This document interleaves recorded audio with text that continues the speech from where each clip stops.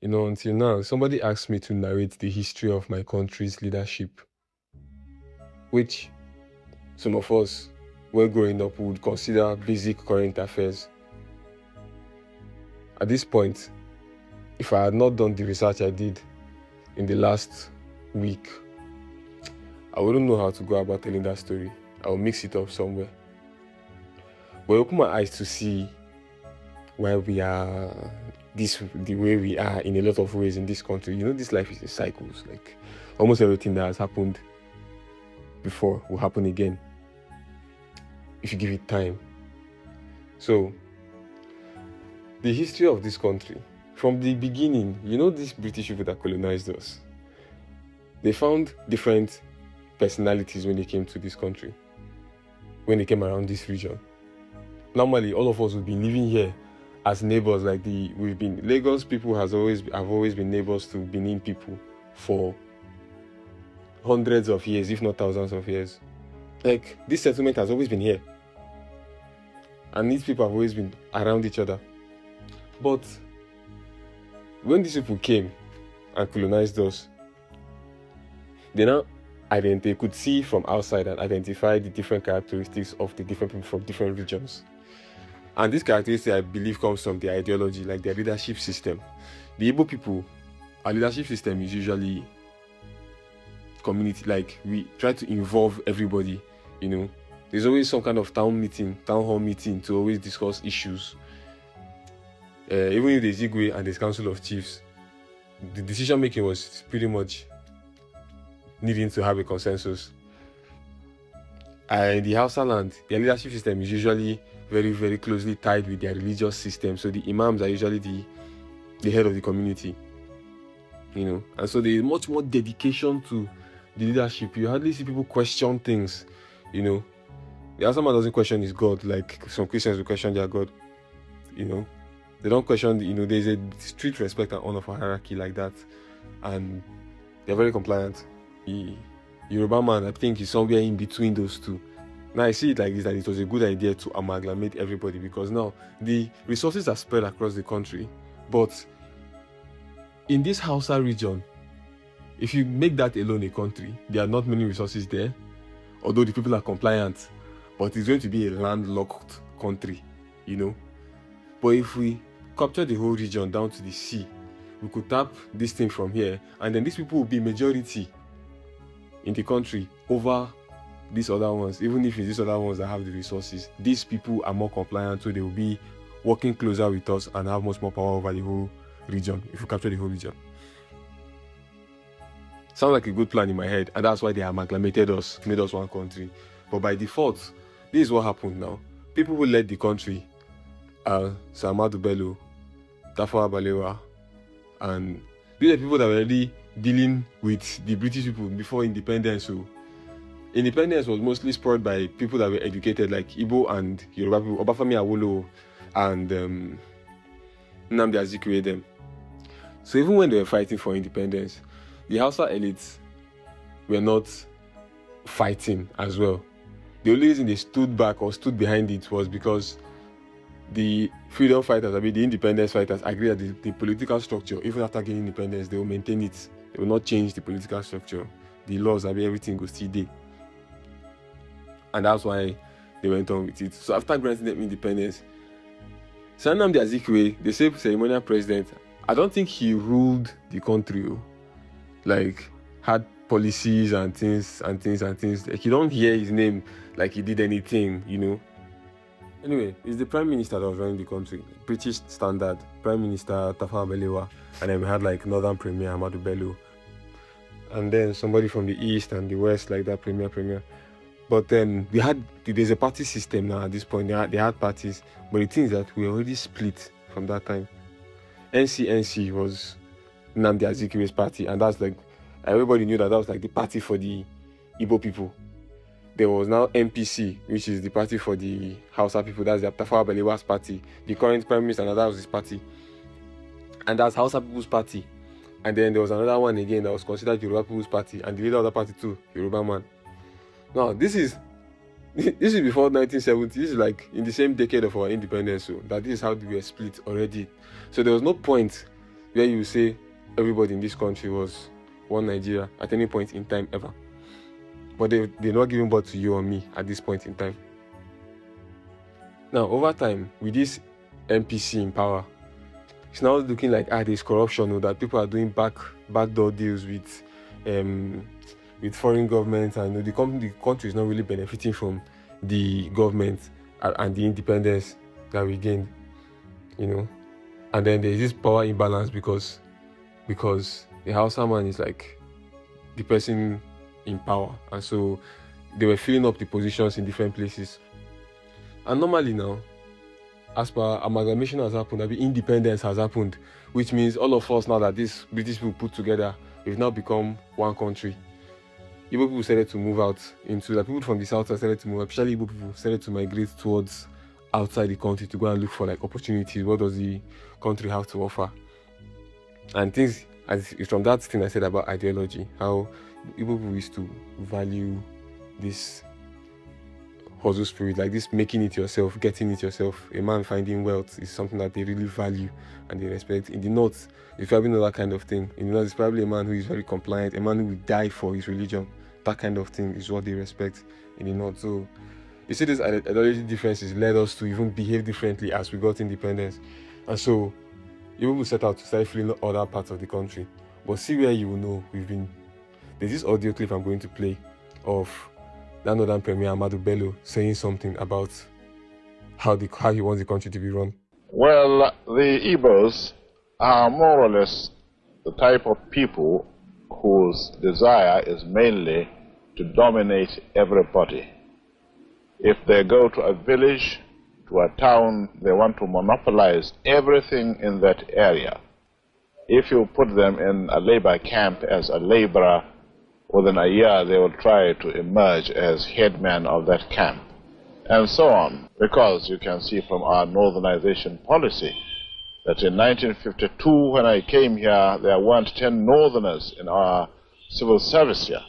Then I tried to have it northernized, and now all important posts are being held by northerners. Is this policy of filling all key posts in the north solely with northerners and not with other Nigerians a temporary or a permanent one? In actual fact, what it is a northerner first. If you can't get a northerner, then we take an expatriate like yourself on contract. If we can't, then we can employ another Nigerian, but on contract too. This is going to be permanent, I should say, as far as I can foresee. Doesn't this damage the idea, sir, of all people in all regions in Nigeria being fellow citizens of one country? Well, it might, but you are, new to our region, but how many northerners are employed in the east or in the west? The answer is no. So you see that in this country, the standard for doing things is already based on tribalism from that time. And this is something that was broadcasted and people saw. Now, due to that unrest around the country, like, something is happening. Some soldiers took it upon themselves.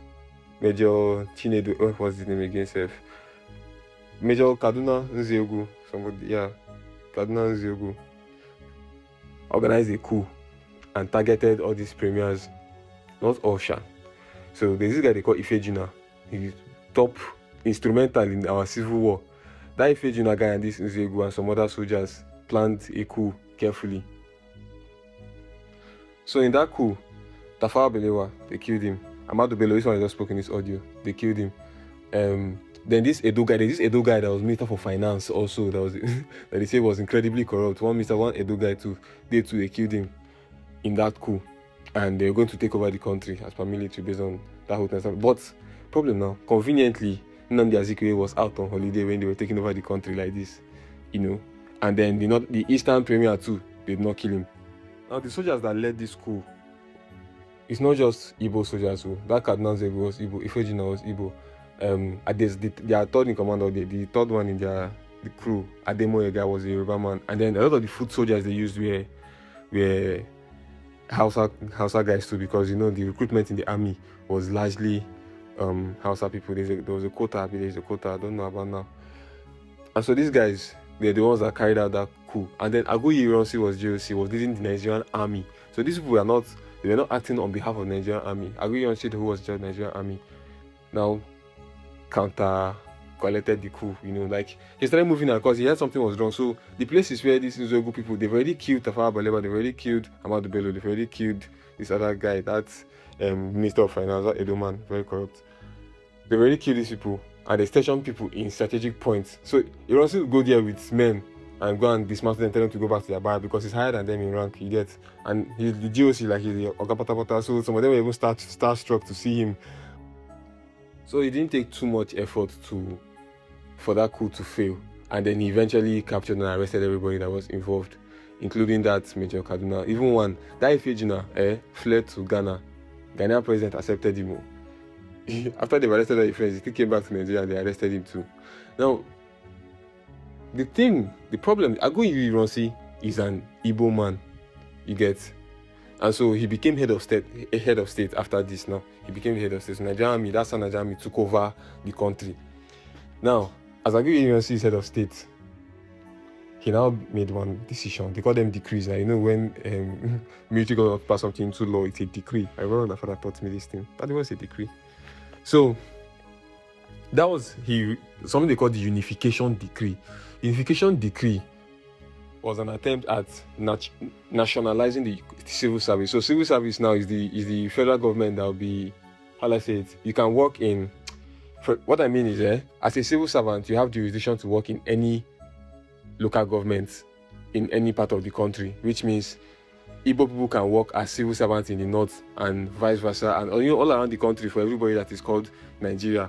Now, in his mind, maybe Aguiyi was trying to foster what do they call it?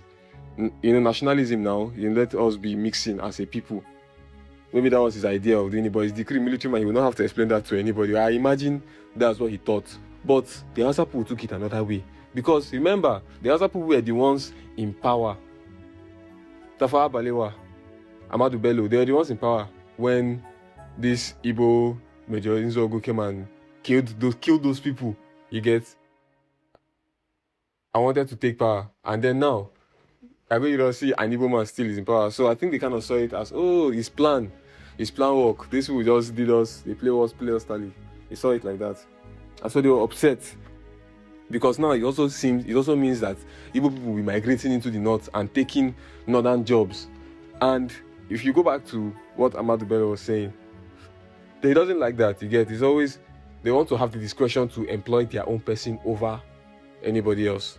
I think there are people who are like this maybe in Igbo land too. I'm not saying this is how they are, this is how they are. I'm pretty sure there are certain people who also didn't want the unification decree in the east, the same way people in the north. But the people in the north had a reason to think more into it, in the sense that there are people who were in power that was benefiting them were kicked out of power. And then now this new thing that could be taken the wrong way is also happening now, Nobody wants to be said to leave something like that. So obviously it's military again. And then they organized another wicked coup. And I think this was, who organized this coup? I can't remember. But it eventually ended up with Gowon in charge. And then, this coup was bloody, because in this coup, they were killing soldiers in barracks. Like Hausa soldiers, who single out all the Igbo soldiers and massacre them. So it happened in Abeokuta. In the barracks, I think that's where it even started, the barracks in Abeokuta. I don't think it happened in Lagos, but in different barracks across the country, like across the north too, they will just hear that, coup is happening, and we are uniting, or something like that, and they will just separate themselves, Hausa soldiers and Igbo soldiers, and Igbo soldiers will get massacred across different barracks around the country. In fact, even where Aguiyi Ironsi was during this coup against him, he was in another military governor's house. He wasn't even in Lagos. He was in one of these states around Lagos. And obviously now the army is mixed with people, including Hausa people. I don't think tribe was a thing like that in there until this thing started happening. Simultaneously, in the north, Hausa mobs were attacking Igbo traders and Igbo businesses and Igbo people. There was just basically that whole thing, that xenophobia thing going on in the north, and some people had already started running home. But I digress. So where Agboironsi was when they came for him, they were outside. They surrounded the military governor's house, and then they asked one of their guarding soldiers to go and check what the rock was outside, and he went and he pointed him gun like, this was going on, you know. So he now he switched sides, and that's how they gave up Agboironsi and arrested him. I think his son was there too in that same house, and he put the boy in the cupboard and told him how to escape and whatnot. I don't know what became of that one, but that was how they took over. And then Gowon became military president. Military governor of the East was Ojukwu, Odumegwu Ojukwu. Those killings did not stop in the north. You get, people were still getting killed and slaughtered and everything. And then Ojukwu was now very critical, like openly saying that he's not doing enough to protect the Igbo people that are in this side of the country. And he started calling them back. So Ojukwu was like, Igbo people, everybody, come back home. And so there were now rumors that it's like these people want to secede. Secede is basically when you want to break away from your country. So the threat for secession was really being fueled by one thing Ojukwu did. You know, now your inland, the revenue that was coming out of his own civil service in his own area, like the revenue he could control, he stopped reporting it to the federal government. So that's when that's when Gowon took it seriously, and they now went to do what they call the Aburi Peace Accord. Aburi in Ghana, they went to do like a peace talk, Ojukwu and Gowon. And in that meeting, Ojukwu was requesting to change the quota in how they recruit in the army. I thought at that point that was what was important to him. And then the resource allocation in the country should be restructured in a way that, you know, everybody is kind of equal, or the East get a certain percentage or something like that. And then restructuring, so autonomy of every region, like everybody should have some level of strict autonomy over their region. That was what his own decision was. And in general, it was understood that they had an agreement. The people that were there, the Ghanaian people that presided over the meeting, and everybody said that was an agreement. And then Ojukwu came back to Nigeria, Gowon came back to Nigeria. Gowon came back to Nigeria and then divided the country into 12 states. And everybody is still reporting to the federal government. And so Ojukwu got on stage, started answering General Ojukwu, and announced the formation of Biafra and secession from Nigeria. I know with that kind of thing, everybody knows, okay, now what's going to happen? What's Gowon going to do? And they asked Ojukwu that question. If civil war comes, and I do think it is imminent, you're quite right, it will for us be the price of freedom. Our people here have for a long time been prepared for this eventuality, and I am confident of their readiness. I think that when it does come, that the people on the other side would be surprised as to what they're going to get. And I'm confident that it will not last long.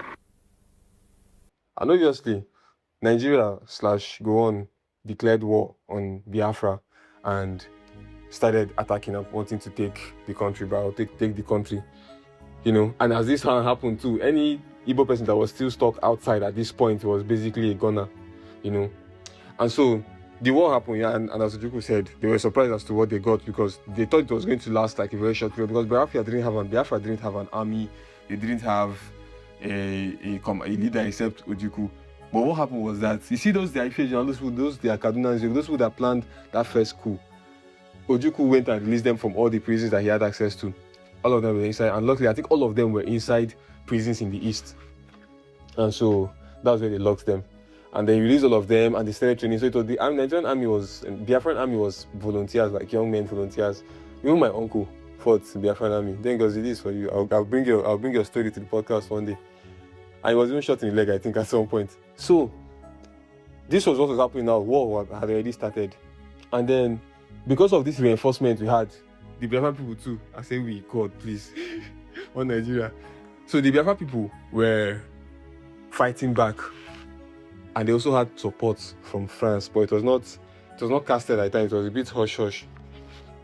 So I think France was fueling Biafra, because now in that territory there is oil, and so if they are giving one of their companies a very huge stake in the country's oil, had it been Biafra successfully seceded. But there are a few countries that recognize Biafra as a country while this was happening. I don't know if Zimbabwe was one of them, but I know Haiti, Senegal, Tanzania, some of these other African countries. Haiti is the only one that starts in Africa, sha. And then while this was happening too, Britain is the one fueling this war. And I think Britain was the one fueling the whole thing. Like, this is their colony. They are still getting nutrients. They are still getting resources from this country. If the place that has your oil wants to leave the country that you've already conquered for yourself, you would not want that to happen. So I think that's why they too heavily supported their colony, Nigeria, and in the fight. Now, the most controversial thing about that war was on cutting food and access. Normally for protein, we fish. At least the South people in that region is access to the sea gives you fish, and then from those seaports too, there you can import food, and then blocked access to those things. Now he's no longer fighting the soldiers again. It was like he's fighting the people. You feel me? So now there was this starvation going on, or protein starvation, because there was just the diet then. After that happened, was like 90% carbohydrates in Biafra within those 2 years. Because up north is northern soldiers now. That is the land. That is Nigeria. They're going towards the enemy. The other side is the sea, and they've blocked everywhere from supplies entering. So really, Biafrans were starving at that point. And that is where kwashiorkor was discovered. The swollen belly and the skulls of those children. Those were Biafran children. And now all those pictures, they still circulate them today as per the starving African child. Those kwashiorkor pictures were gotten from Biafran children during the war.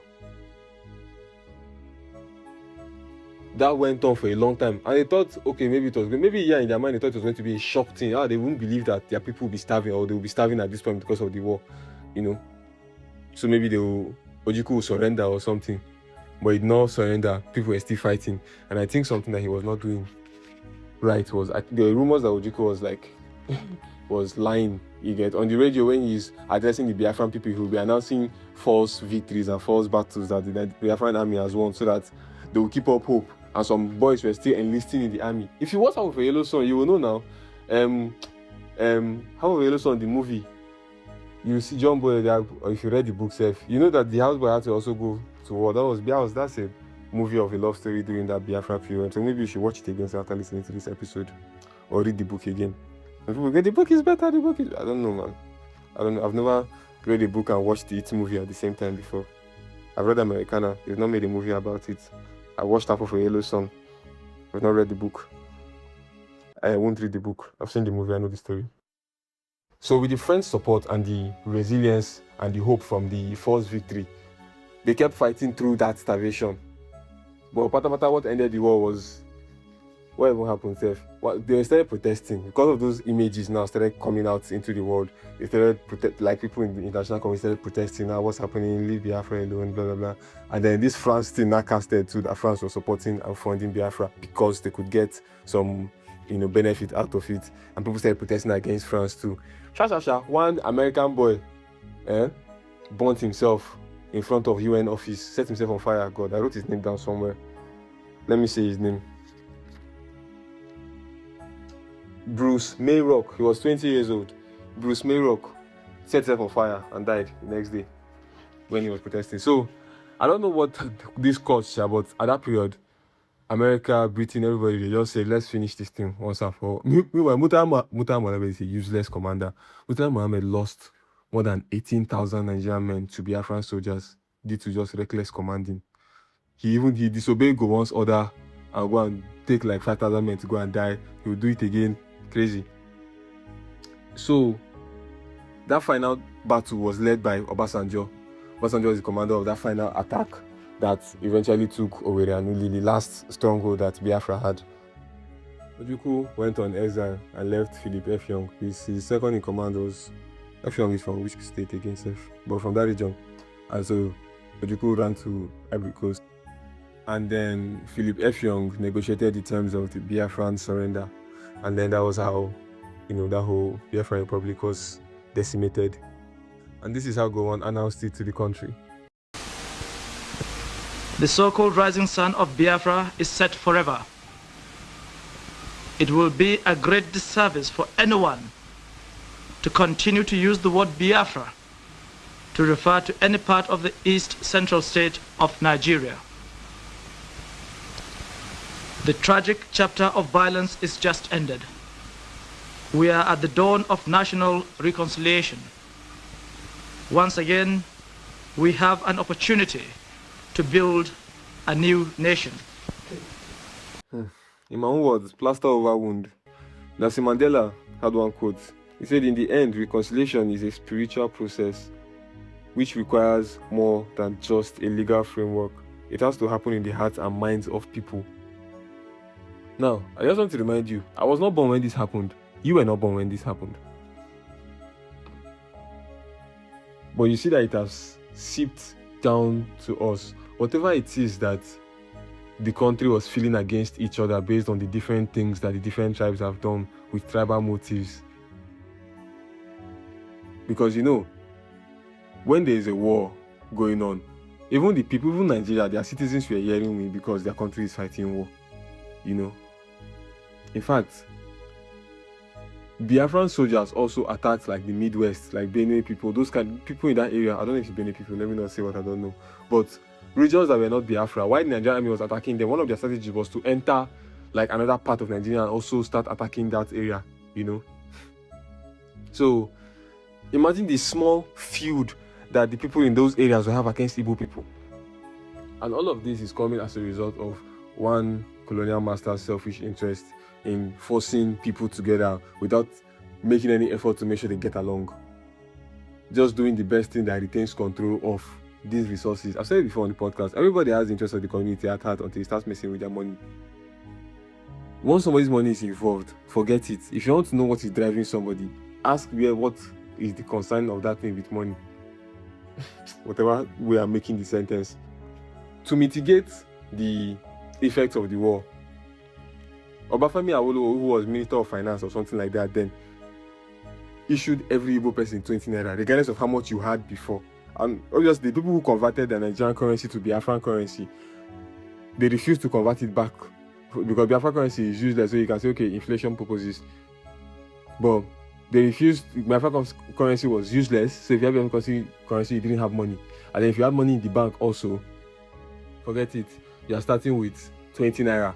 And it's 20 naira they shared for everybody. 1970. I'll be 1970, whatever. And also, even the soldiers that were sent to come to the villages and help do one or two things, it's not as if they were killing anybody again, but they're still brutal. They were still, harassing women, taking people's wives, looting, things like that. They're still doing all that. And then less than 1 year later, Gowon passed a decree. They call it indigenization. The indigenization decree that mandated every foreign company operating in Nigeria would sell a percentage of its shares to Nigerians. At this point, in my own opinion, it does not give every Nigerian equal opportunity to buy in, because every Igbo person has 20 naira, and we have Yoruba and Hausa elites that can take advantage of this opportunity. And many of the rich families today in this country, many of the elite families today, old money is from that period. People that bought in then, who had liquid then, that bought in then. So, but as an Igbo person, go and ask your family history. Before the war, people have money. Many Igbo families, they will say, the war did that. Why did your father not hustle? You will see the meme, you will post it on the internet, say what our parents were doing when they... But this is your immediate history that you don't know. That probably they accumulated everything and something like this happened, So as a people now, with all these grievances that some people may hold, because they have the history. Like I said, I wasn't born, you weren't born. So our reality is different. One Nigeria can fly with our generation and above. There's somebody I do business with. Business where I have to send money every week. Hundreds of thousands. and I don't know what he looks like. And it was like the fourth payment that I said, let me look at his name carefully and figure out his tribe.